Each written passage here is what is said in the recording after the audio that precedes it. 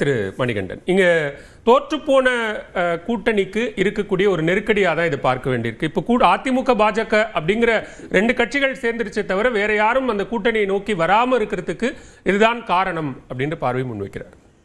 இல்லைங்க, அதிமுக பொதுச் செயலாளர் மாண்புமிகு எதிர்க்கட்சி தலைவர் எடப்பாடி அவர்கள் 53 ஆண்டு காலம் அனுபவம் பெற்றவர் அரசியலில்.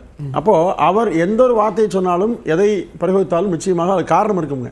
இப்போ நீங்கள் மெகா கூட்டணின்னு சொன்னார், அப்போது இது யார் வருவாங்க கேள்வி வருது. இப்போ நிச்சயம் பாருங்கள், தேர்தலுக்கு காலவாசம் இருக்குங்க. நீங்கள் 4-5 மாதங்கிறது அதிகமாக காலம்தான். டிசம்பருக்கு பிறகு பாருங்கள், நிச்சயமாக கூட்டணி முழு வடிவம் பெறுங்க. அதற்கான அனைத்து வியூகத்தையும் அதிமுக அமைத்துக் கொண்டிருக்கிறது. இதில் எந்த நெருக்கடியும் அதிமுக வர வேண்டிய அவசியமே இல்லைங்க. ஆளும் தரப்பட்டு இருப்பது திமுக தான் மக்களை நெருக்கிறது. மக்களுக்கான நெருக்கடியை கொடுக்கிற காரணத்தால் தான் மக்கள் கொஞ்சம் இருக்காங்க. எனவே அதிமுக மிக சரியாக மக்களை சந்தித்து 175 தொகுதி தாண்டி கடந்து போயிருங்க. எல்லா இடங்களிலுமே மீண்டும் அதிமுக ஆட்சிக்கு வர வேண்டும் என்கிற அந்த எழுச்சி மக்கள் மத்தியில் இருக்குங்க. எனவே மக்களே எழுச்சியோடு இருக்கிற போது கூட்டணிகள் இயல்பாக அமையும். நீ சொல்ற பாமக, தேமுதிக எல்லா கட்சிகளும் நிச்சயமாக அதிமுகவோடு இணையும், மிகப்பெரிய வெற்றியை பெறும். இல்ல, நீங்க சொல்ற அந்த இயல்பான கூட்டணி அப்படிங்கிறது அதிமுக பாஜக கூட்டணி ஓராண்டுக்கு முன்னாடி அமைஞ்சிருச்சு இல்ல, அது இயல்பான கூட்டணி. ஆனா தேர்தலுக்கு 1 மாதம் 2 மாதம் முன்னாடி தான் கட்சிகள் வருவாங்க, அப்பதான் கூட்டணி முழு வடிவம் பெறும் அப்படின்னா அது எப்படி இயல்பானதுன்னு சொல்ல? அதாவது ஏற்கனவே 2024 நாடாளுமன்ற தேர்தலில் கூட்டணியை அதிமுக பாஜக முறித்து கொண்டது. எனவே இரு தொண்டர்களுக்கு மத்தியில் இணக்கம் உருவாக வேண்டும் என்கிற காரணத்தினால் முன்கூட்டியே இந்த முடிவு எடுக்கப்பட்டதில் வேறு காரணம் இல்லைங்க. இப்போ அதுவும் கூட இந்த 2 கட்சிகளும் 24இல் ஒன்றாக இருந்திருந்தால் திமுக முழுதாக தோற்றிருக்குங்க நாடாளுமன்ற தேர்தலில். எனவே இந்த பாடத்தை அதிமுகவும் கற்றிருக்கிறது, பிஜேபியும் கற்றிருக்கிறது. எனவே திமுகவை வீழ்த்த வேண்டும் என்று சொன்னால் இருவரும் ஒத்த கருத்தோடு பயணிக்க வேண்டும். பாருங்க, இப்போ மரியாதைக்குரிய நயினா நாகேந்திரன் பயணம் போறாரு, எடப்பாடியார் பயணம் போயிட்டு இருந்தாரு, அடுத்து தொடர்ந்து போறாரு. அப்போ இந்த சூழலில் மக்கள் மத்தியில எழுச்சி உருவாக்க வேண்டும் என்பதற்காக இரு கட்சிகளும் இணைந்து செயல்படக்கூடிய முடிவு எடுத்தாங்க. இப்போ இந்த முடிவு என்பதுங்க மிகப்பெரிய வரவேற்பட்டிருக்குங்க. எல்லா கிராமங்களிலும் அதிமுக பிஜேபி இணைந்து வர வேண்டும் என்கிற நோக்கம் இருந்ததுங்க. அதை முன்கூட்டியே செயல்படுத்திய காரணத்தினால் மிகப்பெரிய எழுச்சி பெற்றிருக்குது. நான் என்ன சொல்றேன்னா, அந்த வரவேற்பு மக்கள் வரைக்கும் தெரியுது அப்படின்னா கூட்டணியில இருந்த அல்லது வரணும்னு நினைக்கிற அரசியல் கட்சிகளுக்கு தெரியாமையா இருக்க போகுது. மேஜர் பார்ட்னர் பிஜேபி வந்து விட்ட பின்னால் நிச்சயமாக பாமக பொறுத்தவரையில இரு அணிகளுமே, ஐயா ராமதாஸ் சரி, அன்புமணி இருந்தாலும் சரி, இருவருமே நிச்சயமாக திமுகவை வீழ்த்துகிற நோக்கத்தில் இருக்காங்க எல்லாருமே. சரி, உதாரணத்துக்கு தாவேக விவகாரத்தில் கூட்டணிக்கு வரணும் அப்படிங்கிற விருப்பத்தை ரொம்ப வெளிப்படையாவே முன்னாள் அமைச்சர்கள் உட்பட எல்லாரும் சொல்லியாச்சு. கொடி பறந்த போது கூட்டணிக்கான பிள்ளையார் சுழி போட்டாச்சுன்னு திரு எடப்பாடி பழனிசாமியும் சொன்னாரு. அவங்க 1% கூட வாய்ப்பில்லை அப்படின்னு சொன்ன பிறகாக இன்றைக்கு சற்று நேரம் முன்னதாக முன்னாள் அமைச்சர் ராஜேந்திர பாலாஜி சொல்றாரு, தாவேகவினர் கூட்டணிக்கு வர விரும்பினால் திரு எடப்பாடி பழனிசாமியே பேசுவார் அப்படிங்கிற அளவுக்கு சொல்றாரு. அப்ப அது பின்னடைவு இல்லையா? திரு பிரசாந்த் கிஷோர் அவர்கள் தமிழ்நாட்டுக்கு வந்து திரு விஜய் மேடையில் எப்படி சொன்னாருங்க, அதாவது இன்றைக்கு அவரே வியூகம் அமைக்கக்கூடிய அவரே பீகாரில் படுதோல்வி அடைஞ்சார். இப்போ தமிழ்நாட்டில் திமுக எதிர்க்கிற வல்லமை உடையவர்கள் எல்லோருமே அதிமுகவோடு சேர வேண்டும். அதிமுக இல்லாமல் திமுகவை யாராலும் வீழ்த்த முடியாது. அப்போ திமுக இருக்கிற எல்லா வாக்குகளுமே, அனைத்து வாக்குகளுமே ஒன்றுபட வேண்டும் என்கிற அடிப்படையில் பேசப்பட்டு பேச்சது. எடப்பாடி சொன்னது என்னன்னா, அது யதார்த்தமா பேச்சுதான். நீங்க சொல்ற லாஜிக் ஓகே சார், அது புரியுது.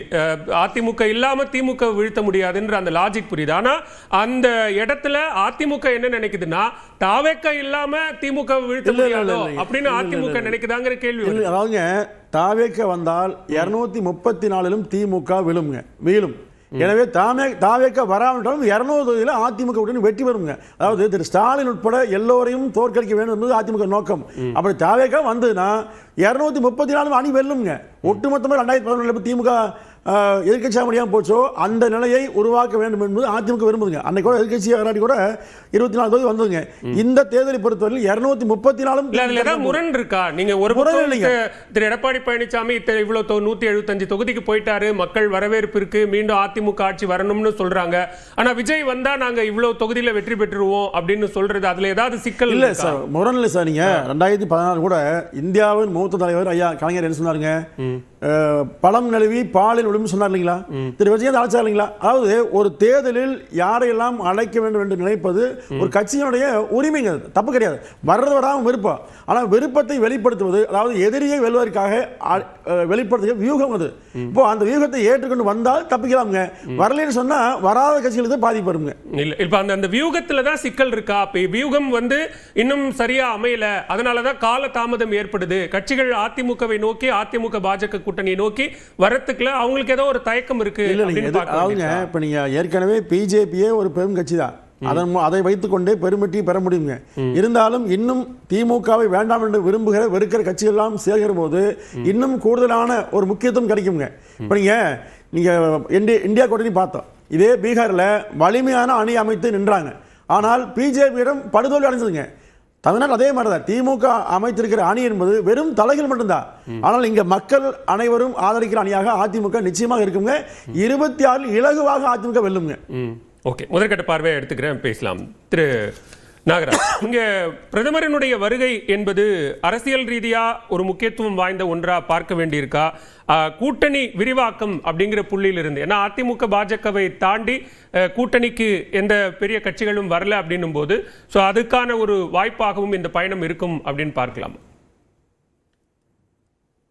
அனைவருக்கும் வணக்கம். உங்களுடைய விவாதத்தினுடைய தலைப்பு நலத்திட்டமா கூட்டணி விரிவாக்கமா அப்படின்னு நம்முடைய பிரதமர் வருகையை பற்றி கேட்டிருக்கீங்க. ஆமா, பொதுவா உங்களுக்கு தெரியும், பாரத பிரதமர் இந்த கூட்டணி விவகாரம் குறித்து அதிகமா நம்முடைய அமித்ஷா அவர்கள் தான் அந்த மிகச்சரியாக நம்முடைய மரியாதைக்குரிய தராசு ஷியாம் அவர்கள் சொன்னாங்க. அவர் தான் அதை பற்றி அதிகமாக ஒரு ஸ்ட்ராட்டஜிஸ்டுமாக பண்ணக்கூடிய மனிதர் மரியாதைக்குரிய அமித்ஷா அவர்கள் தான். இருந்தாலும் இந்த வர்ற நோக்கம் ஒரு 2 நிமிஷம் நான் சொல்லிடணும். குறிப்பா இந்த விவசாயத்தினுடைய இந்த மண்ணை பற்றி கவலைப்படுகின்ற ஒரு பிரதமர், நம்மாழ்வார் விட்டு சென்ற அந்த இயற்கை வேளாண்மையை முன்னெடுப்பதற்காக ஒவ்வொரு மாநிலங்களிலும் இது போன்ற கூட்டங்கள், அது குறிப்பா இங்க நம்முடைய முன்னாள் வைஸ் சான்சலர் மரியாதைக்குரிய ராமசாமி அவர்கள் பல்வேறு அமைப்பு சார்ந்த விவசாயிகள் எல்லாம் வைத்து இயற்கை விவசாயிகளுக்கு ஒரு கருத்தரங்கம், குறிப்பா அதை கவனப்படுத்தி தான் நம்முடைய பாரத அவர்கள் நாளை இங்க வர்றாங்க. அது கூட அரசியல் கலப்பு இல்லாமல் நடத்த வேண்டும், அனைத்து விவசாயிகளும் பங்கு வர வேண்டும் என்பதில் ரொம்ப தெளிவா இருக்காங்க. என்ன காரணம் என்று சொன்னால், இதுவரைக்கும் நம்மாழ்வாருடைய இந்த சிந்தனை, அவர் சொன்ன அந்த இயற்கை விவசாயம் குறித்து வந்த எந்த அரசுகளும் கவலைப்படவில்லை. நம்முடைய பாரத பிரதமர் மட்டும்தான் இந்த மண், இன்னும் சொல்ல போனா அந்த கார்பன் பர்சன்டேஜ் 4.5 இருக்கணும், இப்ப அது 0.5 போயிருச்சு.